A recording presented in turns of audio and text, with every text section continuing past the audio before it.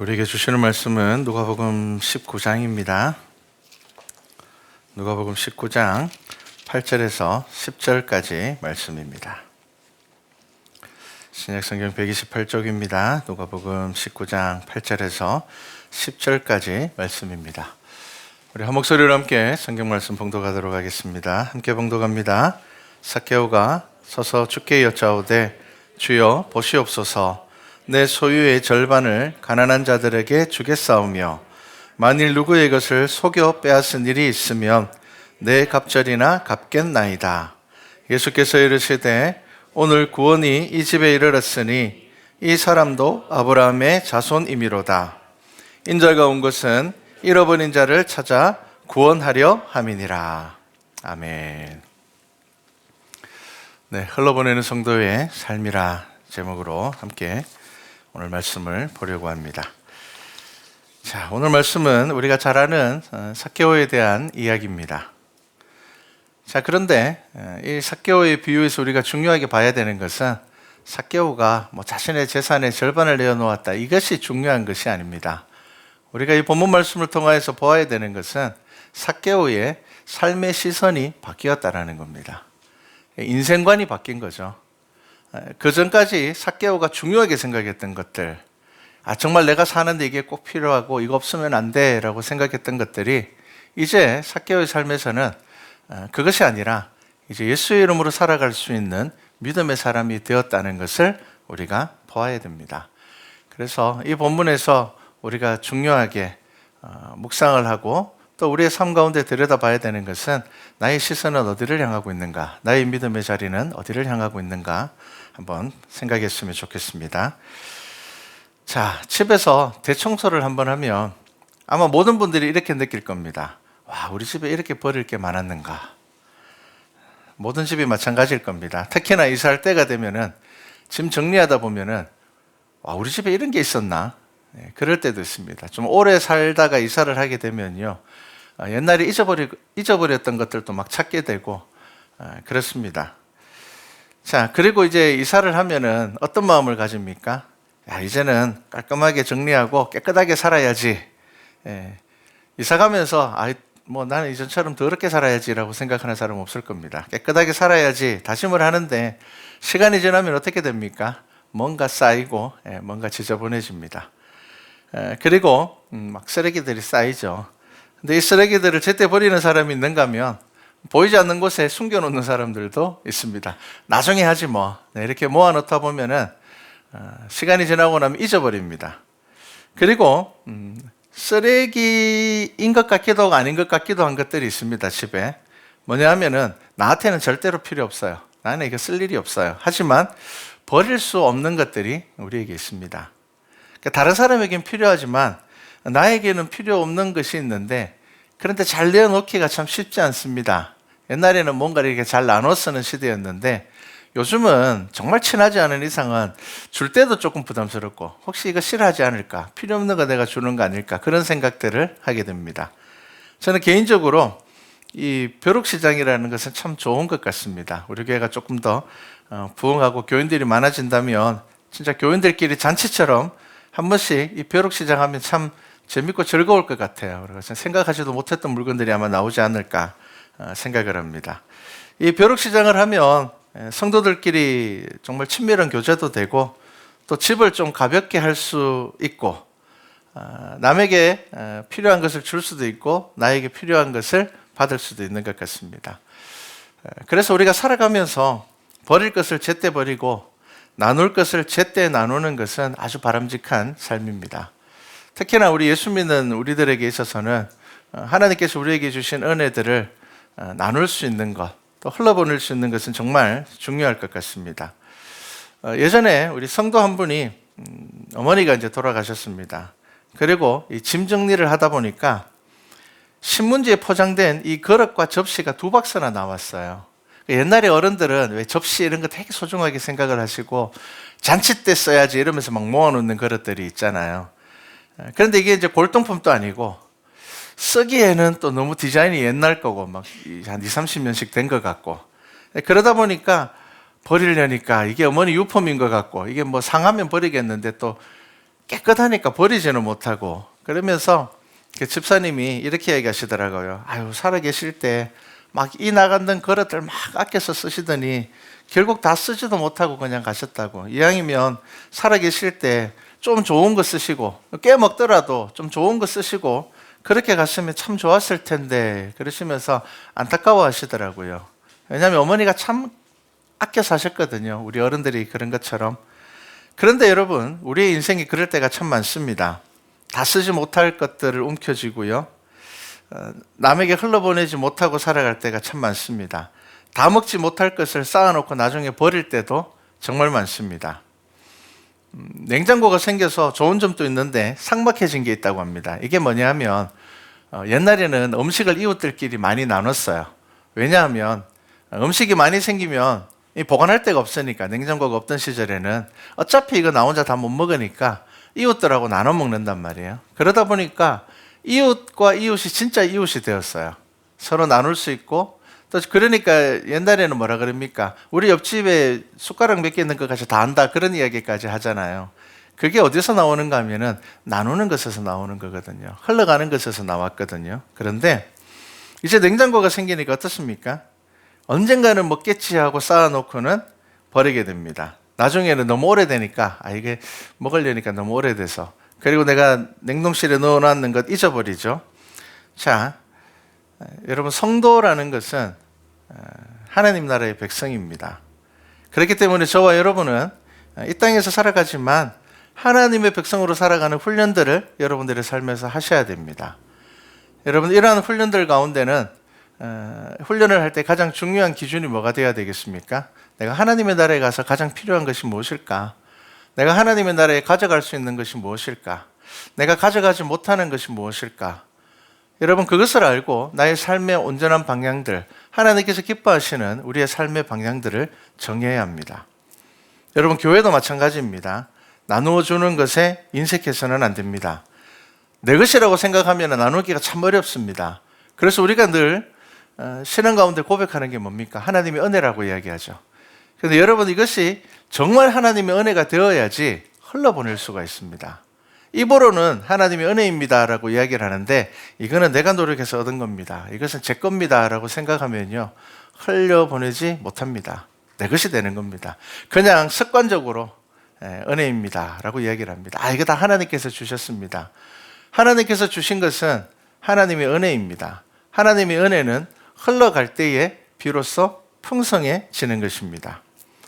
자, 여러분, 모든 삶이 하나님의 은혜이고 하나님께서 주시는 것이고, 그렇다면 이것을 하나님의 뜻대로 복되게 사용할 때에 우리는 하나님의 은혜를 경험하게 됩니다. 여러분, 성도의 삶은 정말 다양합니다. 하나님의 은혜라고 다 이야기를 하지만 그 삶을 들여다보면 다릅니다. 어떤 사람들은 악착같이 모아서 부자가 되고 성공을 합니다.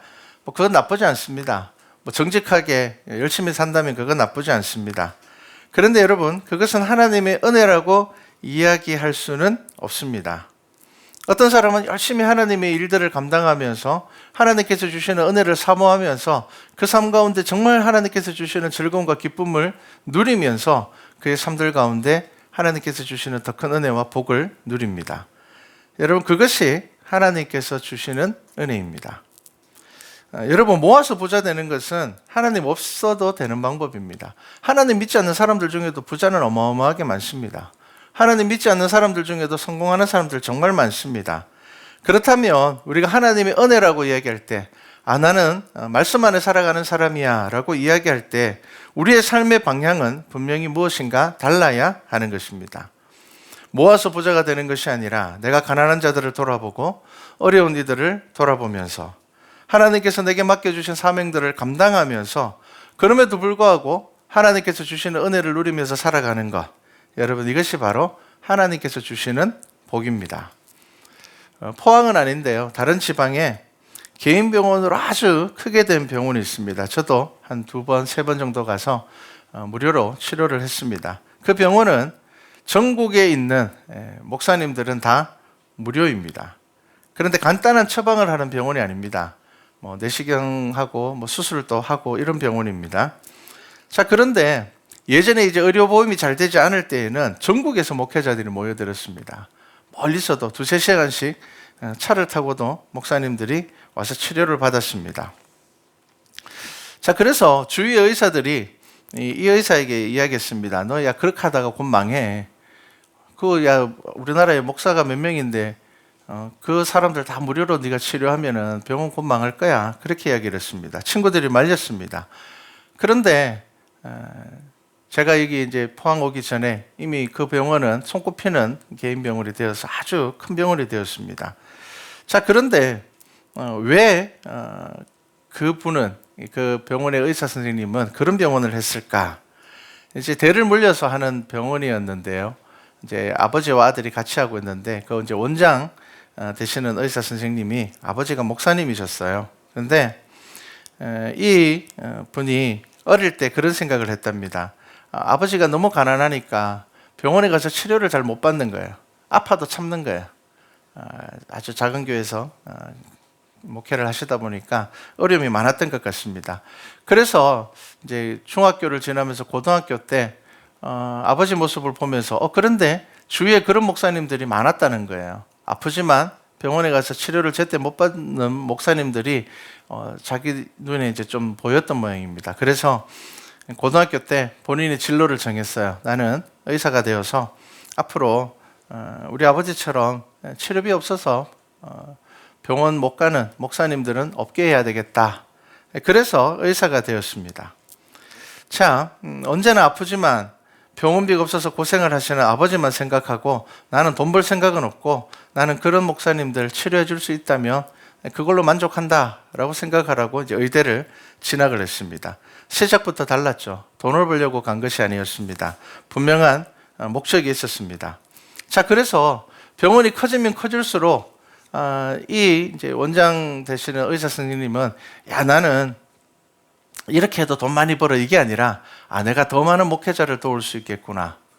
더 가난한 사람들, 목회자뿐만이 아니라 형편이 어려운 이들에게도 무료로 치료를 다 해줬거든요. 그러니까 하나님께서 내 병원을 크게 만드시는 이유는 더 많은 목회자와 더 많은 가난한 사람들을 돌보라는 하나님께서 내게 주시는 복이다. 늘 그렇게 일을 하시는 거예요.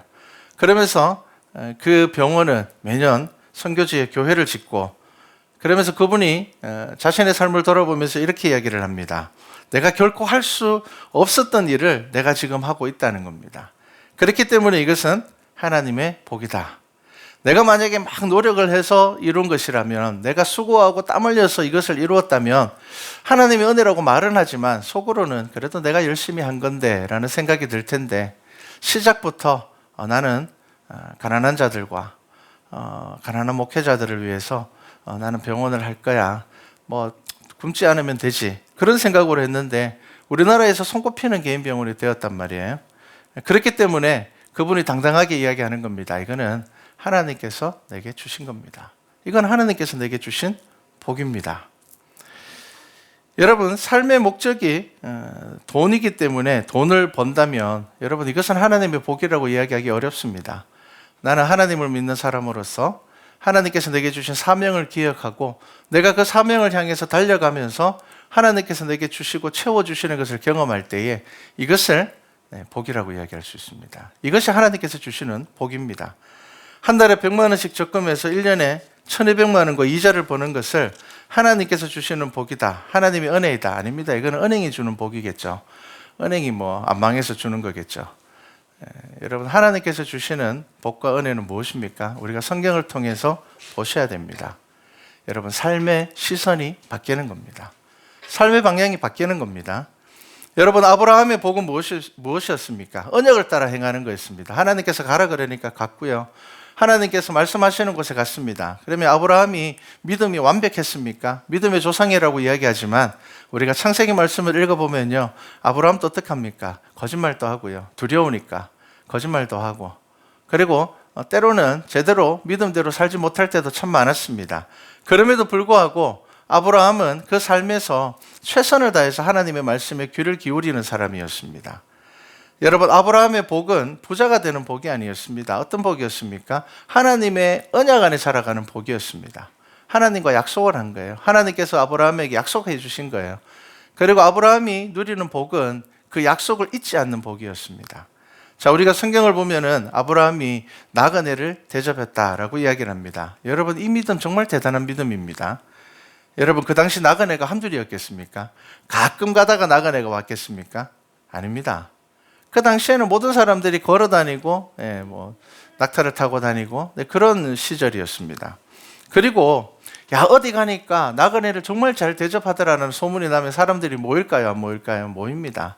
그냥 성경에는 단순하게 아브라함이 나그네를 대접했다라고 이야기를 하지만, 사실 아브라함이 나그네를 대접하는 것은 하나님의 언약을 붙잡고 그가 하는 행동이었습니다.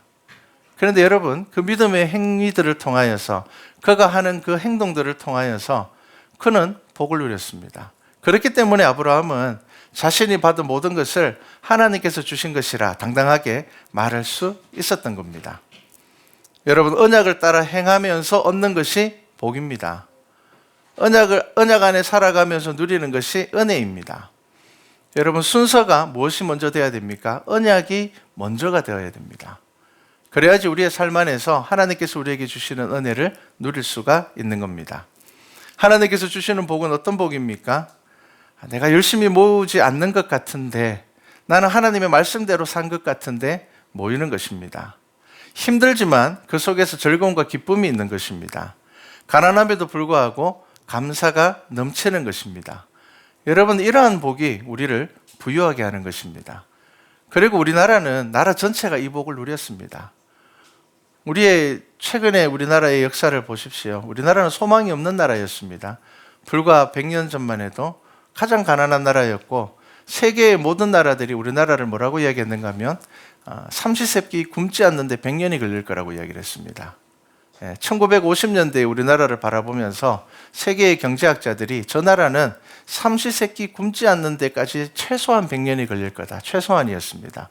그런데 지금 우리는 아직 70년, 6.25 전쟁을 겪고 난 다음에 100년이 되지 않았지만 세계에서 가장 발전한 나라 중에 하나가 되었습니다. 여러분, 이 땅에 얼마나 많은 선교사님과 선교 헌금이 들어왔는지 모릅니다. 여러분, 역사의 기록을 보면요, 한국 기독교 역사 그리고 또 세계 선교 역사를 보면요, 가장 많은 선교 헌금이 우리나라에 들어왔습니다. 가장 가난하고 고아들이 넘쳐났고, 전쟁 끝나고 난 다음에는 고아가 너무 많았거든요. 그리고 밥 굶는 사람들도 너무 많았고요. 병원비가 없어서 치료받지 못하고 죽는 사람들이 너무 많았거든요. 그런 일들 가운데서 가장 많은 역할들을 했던 것이 선교사님들과 교회였습니다.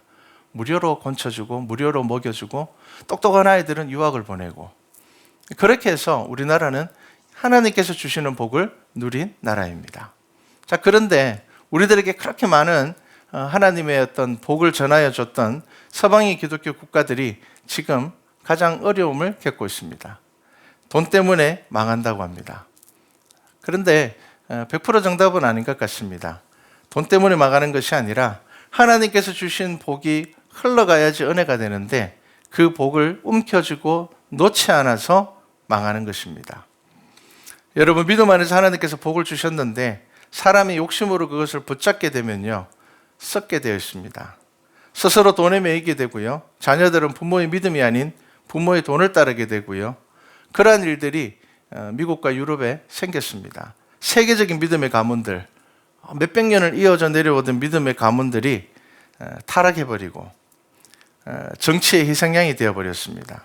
그리고 결국은 복음은 힘을 잃게 되었고요, 교회는 무너져가고 있습니다. 자, 오늘 본문 말씀을 한번 보시기 바랍니다. 자, 삭개오는 예수님을 만나고 모든 것이 변화되었습니다. 삭개오를 지탱하고 있는 게 무엇이었겠습니까? 삭개오는 세리였습니다. 그 당시에 유대인들은 세리를 엄청나게 싫어했습니다. 그래서 세리를 창기와 동일하게 대했습니다.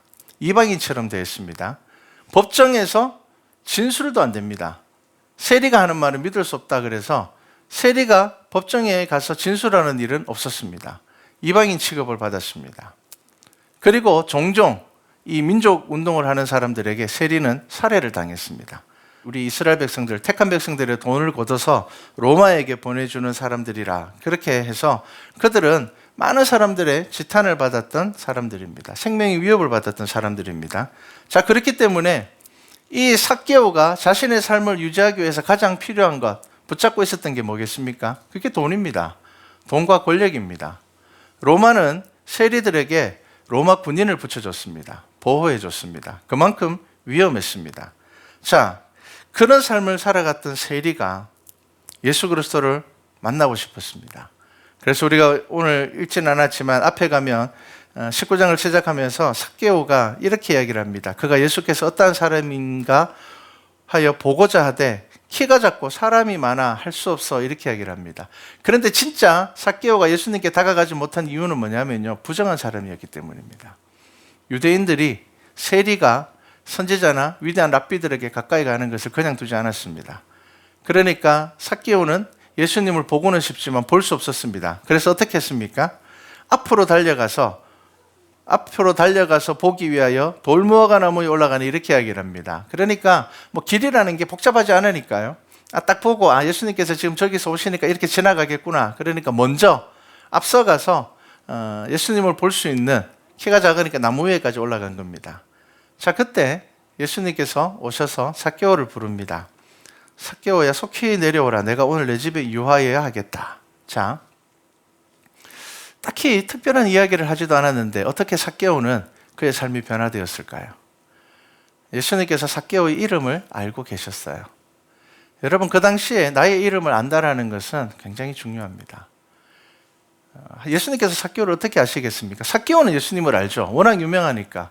정말 많은 사람들이 위대한 선지자로, 혹시 메시아일지도 몰라, 혹시 그리스도일지도 몰라, 아니야, 위대한 선지자야, 뭐 이런 이제 소문을 들었습니다.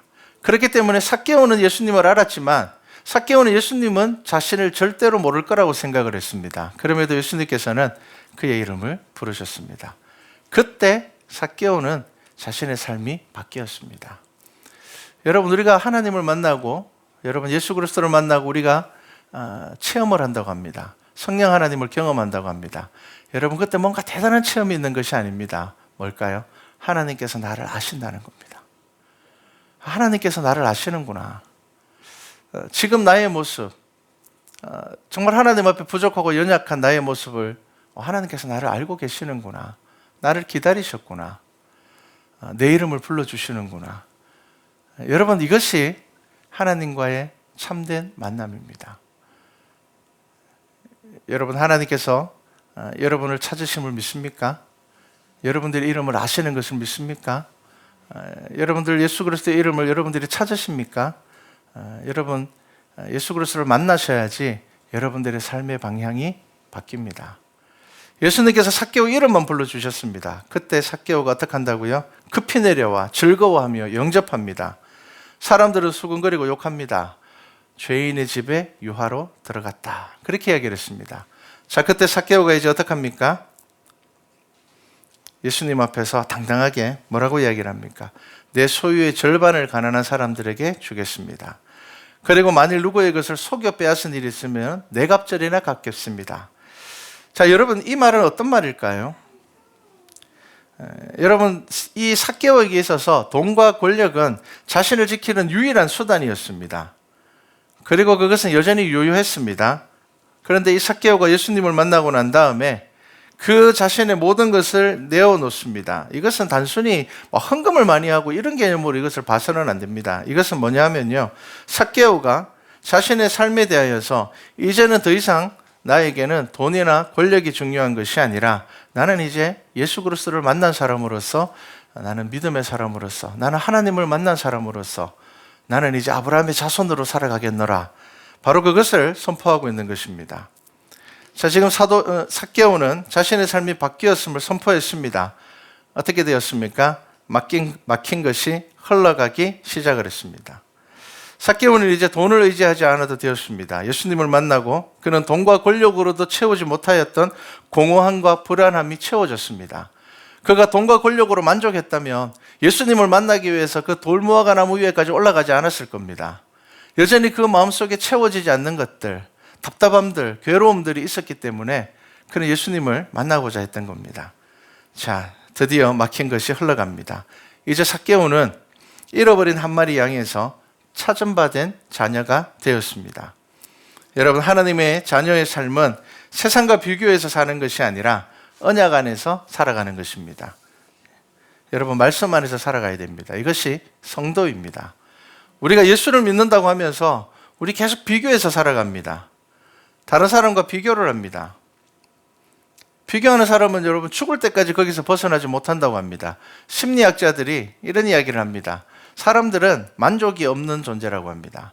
그래서 내가 저만큼만 살면 될 것 같아라고 생각하지만 막상 그 자리에 올라가면은 거기서 멈출 수 없습니다. 왜냐하면은 사람이 보통 나는 저 정도만 살면 될 것 같아라고 생각했을 때 기대하는 것은 뭐냐면은 물질적인 것만 기대하는 것이 아니라 심적으로도 저 정도 가면은 나는 채워질 것 같아라고 생각을 한다는 거죠. 그런데 막상 그 자리에 가면은 돈은 채워졌을지 몰라도 마음은 채워지지 않는다는 겁니다. 그러다 보니까 어떤 생각을 합니까? 그럼 좀 더 가지면 될까? 내가 기준을 잘못 잡았나? 끝까지 그 기준이 바뀌게 됩니다. 자, 그래서 여러분 비교하는 사람은 멈추지 않습니다. 여러분 성도는 삶의 이유가 다르기 때문에 삶의 방식이 다른 사람이 성도입니다. 하나님을 알지 못하는 사람들과 여전히 같은 삶의 기준을 가지고 살아간다면 여러분 이 팬데믹 시대를 지나면서 우리의 믿음을 점검해 보셔야 됩니다. 나의 믿음은 나의 삶에 어떠한 의미가 있는지 한번 곰곰이 생각해 보시기 바랍니다. 일부 국가에서는 이 팬데믹 시기를 지나면서 교회를 찾는 사람들이 많아지고 있다고 합니다. 왜냐하면 죽음을 가까이에서 경험하니 인간의 삶은 죽음 앞에서 아무것도 아니라는 것을 느꼈기 때문이라고 합니다. 여러분 누가 뭐라고 하든 예수님은 이런 자를 찾아가시는 분입니다. 그리고 누가 뭐라고 하든 예수님을 만난 사람은 복음 안에서 살아가는 사람들입니다. 여러분 예수님을 만나면 욕심으로 막혔던 것들이 다시 흘러가서 복이 되어야 되고요. 두려움으로 막혔던 것들이 다시 흘러가서 생명이 되어야 됩니다. 여러분 이것이 예수 그리스도를 만난 성도의 삶입니다. 자, 여러분들의 삶을 한번 돌아보시기 바랍니다. 잘 흘러가고 있습니까? 저와 여러분의 재능과 시간과 물질과 환경의 모든 것들이 그리스도 예수로 인하여서 잘 흘러가고 있습니까? 우리의 삶이 여전히 악착같이 살아서 잘된 것이 아니라 말씀대로 살아서 잘된 삶이 되어야 됩니다. 여러분 이것이 성도의 삶입니다. 그리고 이것이 바로 복음입니다. 성경은 우리의 삶에서 흘러보내는 것을 훈련시킵니다.